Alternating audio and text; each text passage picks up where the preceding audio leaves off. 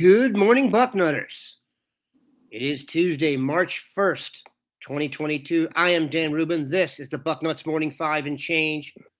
Those of you listening live on YouTube or Twitter, we appreciate it. This is a maiden voyage for Duane and I on a new system, so please bear with us. As always, it's Tuesday and Duane Long is here. Duane, how goes it? Dan, I see 60s in the schedule. You know, and the weather says 50s and getting into the 60s. You know that'll get me all twitchy in the nethers. So I'm in a good place right now. Nard and nether twitching is always good. Today, we are going to go with some questions submitted by those of you on the front row. We're going to tackle as many as we possibly can. I see that we now have over 103 people watching live. That puts a lot of pressure on us, and we're going to try and come through. Duane, first question.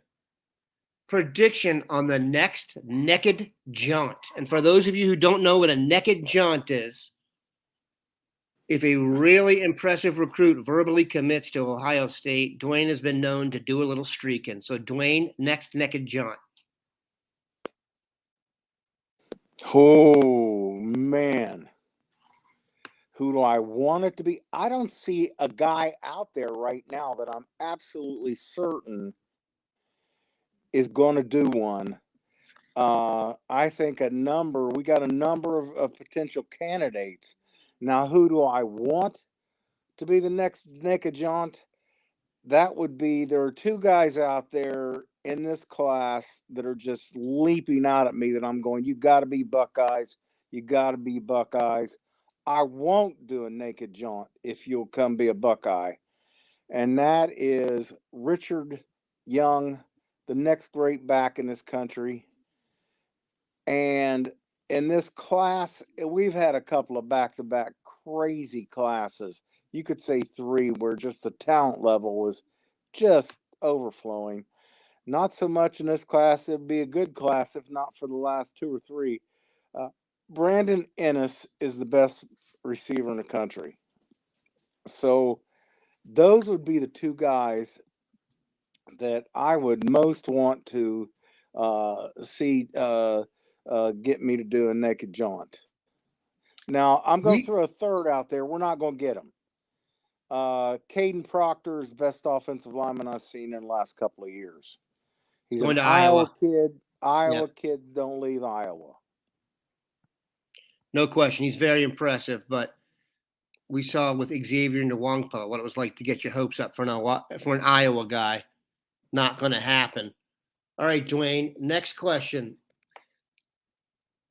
Georgia Buck grad sees Luke Montgomery as a pure offensive lineman. You thought he might be an impact player at defensive tackle. Why? If you watch his film, to me, he's just so athletic. And you want to put your best bigs, your most athletic bigs on defense. Now, the one argument that is hard to argue with is that, we're starting to lose some kids. We just lost NPF. We're going to lose Dewan Jones. We're losing a few guys. So if you're just saying, look, I want to plug the best I got coming into offensive line, that's an argument I can't disagree with. All right, next question. But on his film, he's a better looking. He just moves so well. I love the kid. Speaking of Brandon Ennis, by the way, Mark Porter has done a review of him. That will be up on the site in just a little bit. Definitely something you'll want to check out. Another guy who fits the mold that we've had here. Elite player in about the 6 foot to 190 category. All right, Duane. I'm not going to ask you who's more realistic, but Todd Bowles and Tackett Curtis seem like just very impressive linebackers. Which one do you like better and why? Oh, like better? I mean, Tackett just is attack driver. I mean, just him hitting people. But who's gonna fit our what we are trying to do? Uh, what we see in college football these days on defense, you have to go with Bowles. He's just such a great fit. You know, it used to be the 250 pound 55 pound linebackers, especially in the middle, were pretty standard. That has quickly gone down to you're in the 215 to 220 range now with these 225 with these guys that are you got to play in space. You got to be able to cover. I think we get more versatility, more of what we need in a linebacker out of Bowles. Um, Tackett, you gotta want to watch that guy play. He can set a tone. I mean, you can see it when you're watching a game, whether it's the Buckeyes or anywhere in college football, the NFL. A big hit, the defense just seems to rally for a bit. So you want that. He's fast. He can run. There's a lot to like. So I would be very happy to see both of them is what I'd really rather see. You guys can submit questions as we go here via Facebook. So we're going to let Matt Reynolds jump the line here. Who will be more impressive this year, Duane? Gabe Powers or CJ Hicks? CJ Hicks. CJ Hicks. I got to find a position for Powers right now.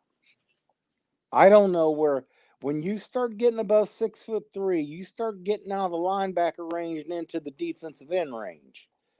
I mean, those are just things that people have to accept. They got to look at the templates for athletes. And you've got playing the percentages is so important. The longer guys are going to be better out there on the edge. The shorter guys are going to be better inside. So we don't know. Maybe he's going to be one of those taller guys that is just fine at 6'4". But they tend to outgrow the position is what happens. They've got that extra inch of length and they fill out better and they grow into ends. But I thought CJ Hicks, just the films that I had the opportunity to see, he was the best player in the state this year. Just makes plays all over the place. Not the Powers didn't, but I just thought Hicks was the better player. If you are listening via Apple Podcasts, etc., we're going to take a quick break. If you are listening live, just stay tuned. All right, we're back.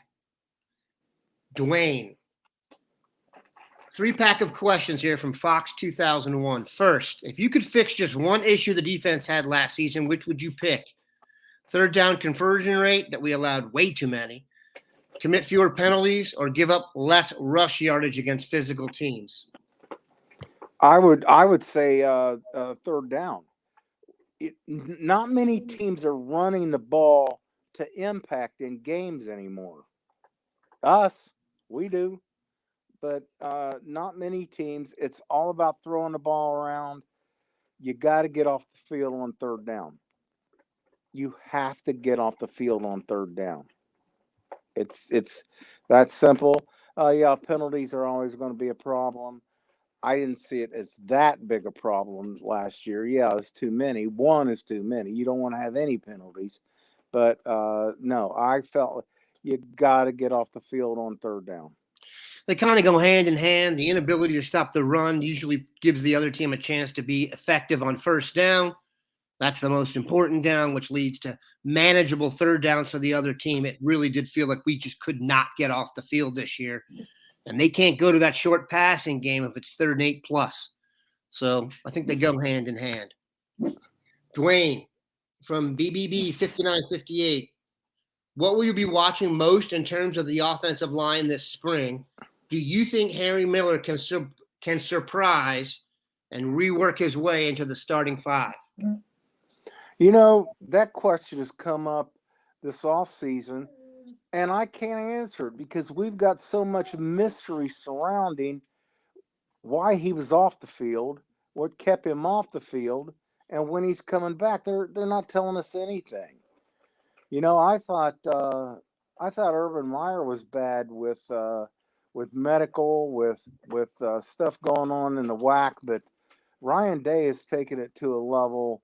I'm telling you, it's a wonder we don't have armed guards around the WAC. You can't get anything out of there. We don't know what happened with Harry Miller, so it's hard to say whether he can come back, when he can come back. We don't know. All right, we're going to take a question from Paul Hatfield via Facebook. You can see it on there. Will there be a notable improvement on defense this year? I believe absolutely there will be. I am 100% sure there's going to be. We got a defensive coordinator that knows what the hell he's doing. A guy that's a veteran who has gone to places where he had no talent and put defenses together that helped his teams win games. I love the way uh, I've looked at the way he runs his defense extensively. I've watched full games worth of defensive film, and it's just get after it and chase the quarterback around, get to him, get as many people as necessary on him. One game I watched, was it Baylor or was it Oklahoma, where there was one pass play where he sent three people. He's sending 4, 5, 6 every time. He's going to send everybody. And with the talent level, the athletes that he has here at Ohio State, that could get real interesting and real tough for the other side of the line of scrimmage. All right, just a few more here. From Northwest Ohio Buck 2009, who is prime for a breakout performance in the spring game? In spring. No, there's always someone who breaks out in the spring game who doesn't necessarily do it during the regular season. If you remember, Michael Thomas back in the day did it and eventually got redshirted. But who is a guy you think could blossom? I'm thinking someone like Emeka Egbuka. Well, see, I can't say he's blossomed because he already has. We talked all season about the fact that it's just a matter of time before he breaks a kickoff for a touchdown. He is a threat every time he touches it. I believe that if you're talking about offense, on offense, it could be him. I also believe that Fleming has had injury issues that are going to give him the opportunity. And let's be honest, we've got 2 first-round draft choices going into this draft, and we've already got one that may be the number one receiver coming out next year. So those guys at receiver, it's easy to say one of them because they're so talented. Coming out of high school, Fleming and Egbuka were ranked higher than any of those guys.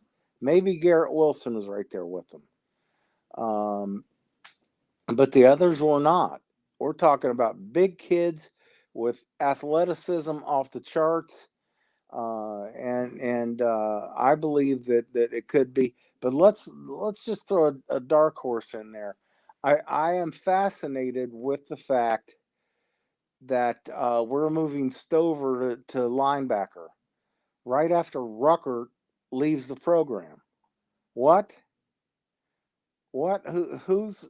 You got to think that a tight end has come on in practices over the last year and is going to step up and give us a guy that can be an every down tight end, whether that's Sam Hart or whether that's going to be G. Scott, whether it's going to be Joe Royer. We don't know, but it just doesn't make any sense that you can make your number 2 tight end a guy who has been playing extremely well for you and move him to linebacker unless you got an option. My choice would have been the same as Matt Reynolds. I think it's going to be Jack Sawyer on defense, at least, because it's very difficult to block in the spring game. If you guys remember, the defensive line usually has a supreme advantage. We appreciate Duane stopping by. If there was any technical difficulties for you today, we apologize. We're going to improve that as we go. Have a good one, Bucknutters.